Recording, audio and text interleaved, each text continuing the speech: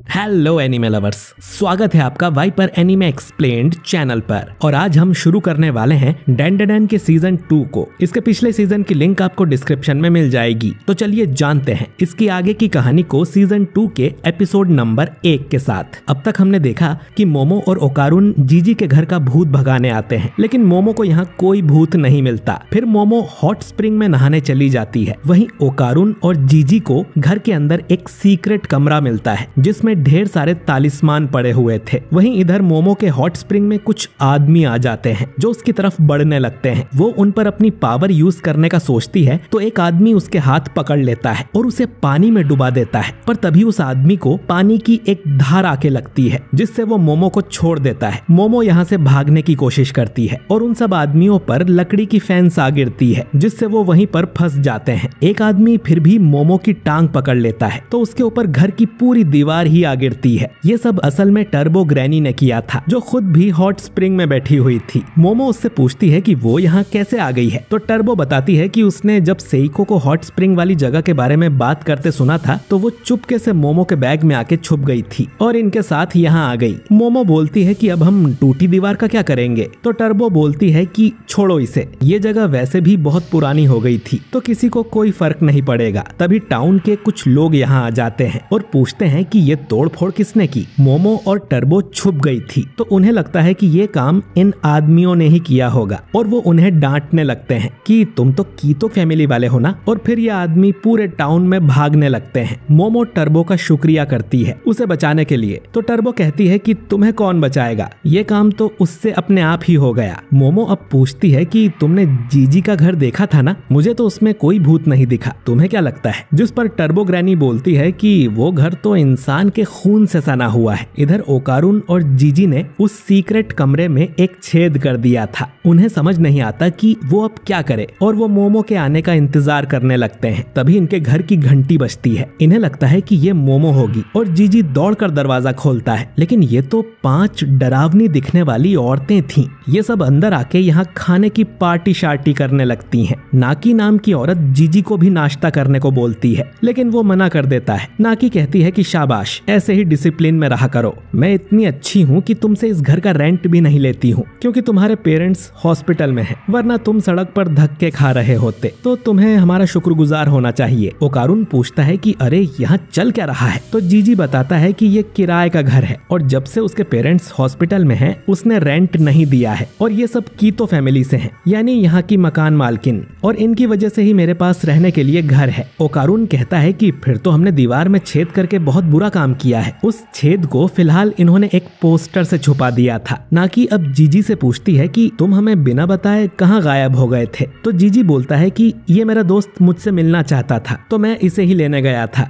नाकी पूछती है कि तुम फिर से किसी भूत भगाने वाले को तो पकड़ के नहीं लाए ना। ये सुन बाकी औरतें भी भड़क जाती हैं कि हमारे घर में कोई भूत नहीं है कमअकल, ऐसे तो तुम इस जगह को बदनाम कर दोगे और कोई इसे खरीदेगा भी नहीं, तो लोगों को ये बोलना बंद करो कि यहाँ भूत है। जीजी बोलता है कि अरे ऐसा कुछ नहीं है, ये चश्मिश आपको भूत भगाने वाला लगता है क्या? उन बाकी लोगों ने तो मुझे बुद्धू बना दिया था। नाकी अब अपनी बंदूक निकाल कर कहती है कि तुम जानते हो ना कि मेरे पास हंटर्स लाइसेंस है और जंगल में तो हादसे होते रहते हैं। जैसे मैं किसी भालू का शिकार कर रही थी और अचानक एक आदमी गोली के सामने आ गया। जीजी बोलता है कि आंटी जी थोड़ी ठंड रखो, आपके पास हंटर्स लाइसेंस है तो भी इंसानों की तरफ गन पॉइंट करना इलीगल है। और उसके इतना कहते ही एक पुलिस वाला यहाँ आ जाता है। इसके साथ कीतो फैमिली के सारे आदमी भी थे। वो कहते हैं कि टाउन के लोग हमारे पीछे पड़ गए थे, वो तो ऑफिसर सुरू ने आकर हमें बचा लिया और शायद ये पुलिस वाला भी इनसे ही मिला हुआ था क्योंकि एक औरत उससे कहती है कि हमारे फैमिली में से कोई भी अरेस्ट हुआ तो इसमें गलती तुम्हारी होगी। अब एक आदमी जीजी से पूछता है कि वो कहाँ गया था तो वो उसे भी बताता है कि मैं अपने दोस्त को लाने गया था। तो वो आदमी कहता है कि झूठ मत बोलो, मुझे झूठ बोलने वालों से नफरत है। जीजी कहता है कि ओकारुन मेरा बेस्ट फ्रेंड है और वो यहाँ आना चाहता था। वो आदमी अब ओकारुन से पूछता है कि जीजी की फेवरेट फुटबॉल टीम कौन सी है, तुम उसके दोस्त हो तो तुम्हें पता ही होगा, और अगर तुम जीजी के दोस्त नहीं हो तो मुझे पूछना पड़ेगा कि जीजी तुम्हें यहाँ पर क्यों लाया है। ओकारुन अब टीम का नाम बता देता है जो कि सही था और इन्हें यकीन हो जाता है कि ओकारुन जीजी का दोस्त है। असल में जो पोस्टर इन्होंने दीवार में लगाया था उस टीम का नाम ही ओकारुन ने बोल दिया। नाकी अब बोलती है कि तुम लोगों के साथ तो एक लड़की भी थी ना, वो कब वापिस आएगी? जीजी बोलता है कि कौन सी लड़की, जिससे ये लोग समझ जाते हैं कि जीजी उनसे झूठ बोल रहा है। वहीं इधर मोमो सूचिनोको का श्राइन विजिट करने जाती है, जहाँ एक आदमी सर के बल खड़ा था। इसका नाम मांजीरो है और वो बूट्यूब के लिए वीडियो बना रहा था। वो दरवाजा खोलकर मोमो को श्राइन दिखाने लगता है। मोमो बोलती है कि तुम श्राइन को ऐसे ही दिखा देते हो। तो मांजीरो कहता है कि इसे देखने के लिए कोई पैसे भी नहीं देगा, काश मैं एक बड़ा बूट्यूबर बन जाऊं। मोमो अब सूचिनोको का श्राइन देखने अंदर जाती है तो अंदर एक सड़े हुए सांप की कैंचुली पड़ी थी, जिसे देख मोमो डिसअपॉइंट हो जाती है कि ये तो कहीं से विशालकाय सरपेंट की लाश नहीं लगती। मांजीरो कहता है कि जो है यही है। यहाँ की लोक कथाओं की माने तो यहाँ पर विशालकाय सांप को पूजा जाता है और ऐसा कहा जाता है कि वो सांप यहाँ के ज्वालामुखी में रहता है और जब उसे भूख लगेगी तो ज्वालामुखी फट जाएगा। उस समय गांव के लोग बच्चे की बलि दिया करते थे जायंट सांप की भूख मिटाने के लिए, और ऐसा करते हुए 200 साल से ज्वालामुखी नहीं फटा है और उसकी वजह से हमें ढेर सारे हॉट स्प्रिंग भी तोहफे में मिले हैं। यहाँ जो रखा है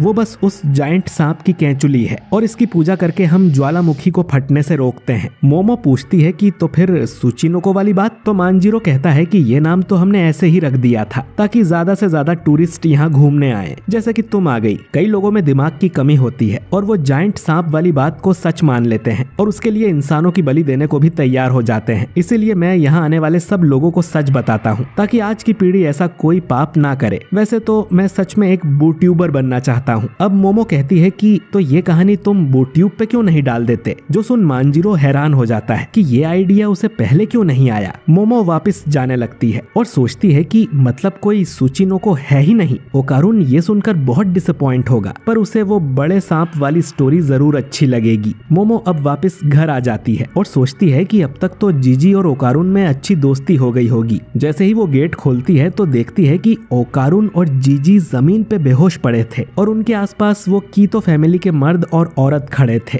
मोमो को देख नाकी बोलती है कि चलो तीसरी बलि भी आ गई, अब फेस्टिवल शुरू करते हैं। वो आदमी मोमो को पकड़ने जाने लगते हैं तो अपनी पावर का यूज कर मोमो खुद को बचाती है और उनके सर पर जोर की लात मारती है और एक आदमी के मुंह पर वो खाने की टेबल भी दे मारती है और उसकी गोटियां फोड़ देती है। एक आदमी उसे पीछे से पकड़कर उसके सिर में टक्कर मार देता है जिससे मोमो को चक्कर आने लगते हैं। वो आदमी मोमो की टांग पकड़ लेता है। तभी टर्बो ग्रैनी बैग में से निकलकर उस आदमी को डरा देती है जिससे उसका माथा फूट जाता है। टर्बो ग्रैनी बोलती है कि मेरी नींद किसने खराब कर दी और ये सुअर जैसे दिखने वाले लोग कौन हैं? मोमो कहती है कि उसे भी नहीं पता और वो उन सबको घर से बाहर जाने को कहती है। तभी नाकी भाग कर आती है और मोमो को जोरदार लात मारती है। वो कुंफू कराटे की चैंपियन लग रही थी और उसकी स्पीड बहुत ज्यादा थी। मोमो उसके ऊपर सोफा फेंकने की कोशिश करती है पर वो उससे भी बच जाती है। मोमो उस पर कुछ भी फेंके उसे असर ही नहीं हो रहा था। वो मोमो को जोरदार मुक्का मारती है जिससे मोमो उस छेद में से होती हुई सीक्रेट कमरे के अंदर जा गिरती है। बाकी फैमिली वाले नाकी के लिए ताली बजाने लगते हैं कि हमारी फैमिली में मॉम ही सबसे स्ट्रॉन्ग है। नाकी पूछती है कि ये लड़की आखिर है कौन और ये पावर्स का इस्तेमाल भी कर रही थी। इधर मोमो भी पूछती है कि ये औरत कौन है तो टर्बो बोलती है कि वो बस एक पावरफुल बुढ़िया है। मोमो कहती है कि ऐसी कोई चीज नहीं होती तो टर्बो कहती है कि एक तो तुम्हारे घर में ही है। अब एक आदमी बोलता है कि मॉम उसकी बिल्ली तो बात कर रही है। मोमो कहती है कि ये अजीब कमरा आखिर है क्या, यहाँ कितनी बदबू है। नाकी सोचने लगती है कि ये लड़की आखिर है कौन, ये भूत भगाने वाली तो नहीं लगती। अगर तुम हमारे रास्ते में आओगी मतलब कि तुम इस गांव की तबाही चाहती हो। कीतो फैमिली ने इस गांव को सदियों से बचा के रखा है क्योंकि हम जायंट सांप को पिछले 200 सालों से बलि देते आए हैं जिसकी वजह से वो ज्वालामुखी आज तक नहीं फटा और महान सांप ने हमें हॉट स्प्रिंग का तोहफा भी दिया है जिसमें तुम बाहर के लोग आराम करने आते हो। अगर कीतो फैमिली नहीं होती तो ज्वालामुखी इस गांव को निगल गया होता। मोमो कहती है कि यानी तुमने लोगों की बलि दी है। नाकी बोलती है कि हाँ, इस जगह पर ही पहले बलि दी जाती थी। टाइम के साथ यहाँ पर एक घर बन गया लेकिन बलि देने की जगह अब भी यही है और हम कीतो फैमिली बलि देने के लिए लोगों को इस घर में बुलाते हैं और फिर उन्हें महान सरपेंट के सामने कुर्बान कर देते हैं। मोमो समझ जाती है कि शायद जीजी के पेरेंट्स की भी इन लोगों ने ही बलि चढ़ा दी है। नाकी आगे कहती है कि अच्छा हुआ हमें 3 लोग मिल गए। आजकल बलि के लिए लोग ढूंढना काफी मुश्किल हो गया है। अब अचानक मोमो के पैरों तले जमीन खिसकने लगती है। ऐसा लग रहा था जैसे वो कमरा उसे खा रहा हो। नाकी बोलती है कि लगता है महान सरपेंट को ज्यादा भूख लगी है।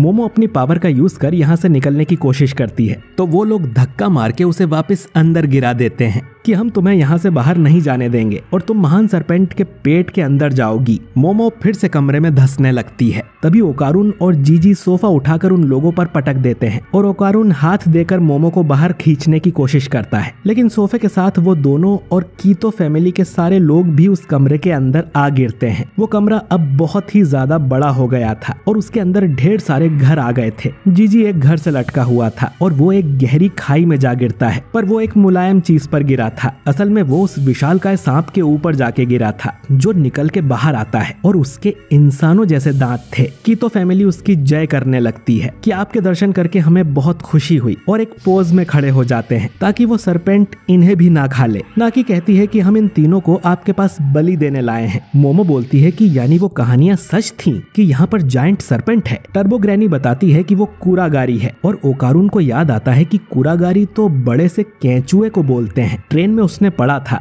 कि ये केंचुए इंसान खाते हैं और गोबी डेजर्ट में मिलते हैं, पर उसे लगा था कि ये 2-4 फीट लंबे होते होंगे। ये तो बहुत बड़ा है। मोमो कहती है कि यानी ये लोग पिछले 200 साल से केंचुए को बलि चढ़ा रहे थे। वो बाकी सबको बताती है कि जिसकी तुम पूजा कर रहे हो वो कोई गॉड नहीं है, एक इंसान खाने वाला केंचुआ है। पर वो लोग नहीं सुनते और वहाँ नाच गाना करने लगते हैं और तभी वो केंचुआ एक झटके में उन सबको खा जाता है। इन तीनों को समझ नहीं आता कि अब ये क्या करेंगे। इतने बड़े जीव को तो ये हरा भी नहीं सकते हैं। फिलहाल वो छुपने के लिए एक घर के अंदर चले जाते हैं। अंदर आते ही वो दोनों अपने कान पकड़ लेते हैं और ओकारुन टर्बो ग्रैनी में ट्रांसफॉर्म हो जाता है और जीजी को खाने उसकी तरफ बढ़ने लगता है और ये एपिसोड यहीं पर एंड हो जाता है। तो दोस्तों, ओकारुन को क्या हो गया? क्या ये तीनों यहाँ से बच पाएंगे? जानने के लिए अगला एपिसोड जरूर देखें और वीडियो अच्छा लगा हो तो इसे लाइक और शेयर कीजिए और अगर आप हमारे चैनल वाइपर एनीमे एक्सप्लेन्ड पर नए हैं तो हमारे चैनल को सब्सक्राइब करके बेल आइकन जरूर दबाइए। मैं मिलता हूँ आपसे बहुत ही जल्द अगले वीडियो के साथ।